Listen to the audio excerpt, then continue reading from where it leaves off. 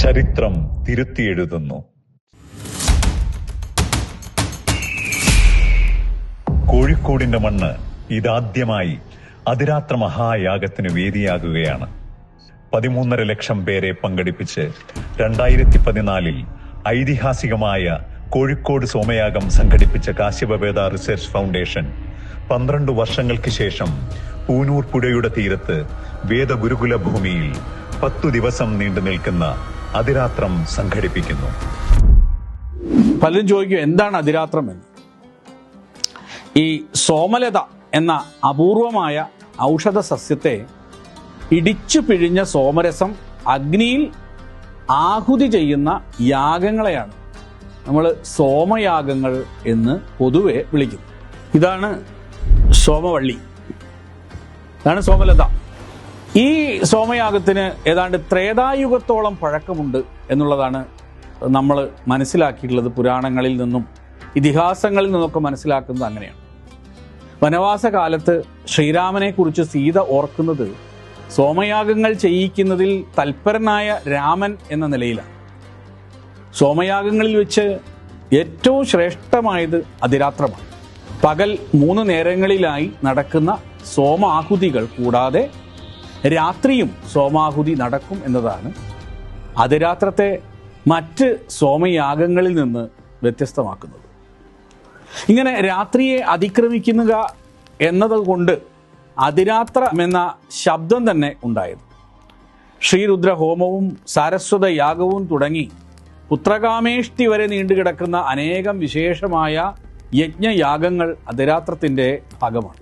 10 ദിവസം നീണ്ടു നിൽക്കുന്ന കോഴിക്കോട് നടക്കുന്ന അതിരാത്രത്തിൽ അഗ്നിചയനം എന്ന അതിവിശേഷമായ ഒരു യാഗക്രിയ കൂടി 5 ദിവസങ്ങളായിട്ട് നടക്കും.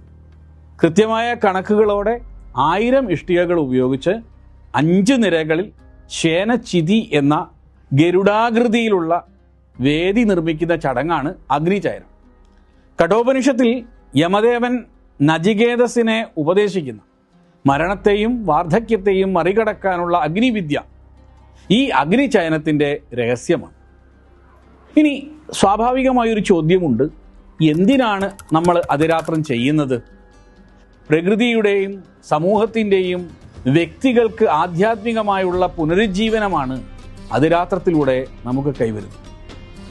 കൂടാതെ അതിരാത്രത്തിൻ്റെ ഭാഗമായി നടക്കുന്ന വിവിധങ്ങളായ യജ്ഞങ്ങൾ വിവിധങ്ങളായ ഫലത്തെ കാംക്ഷിച്ച് ചെയ്യുന്നവയാണ്.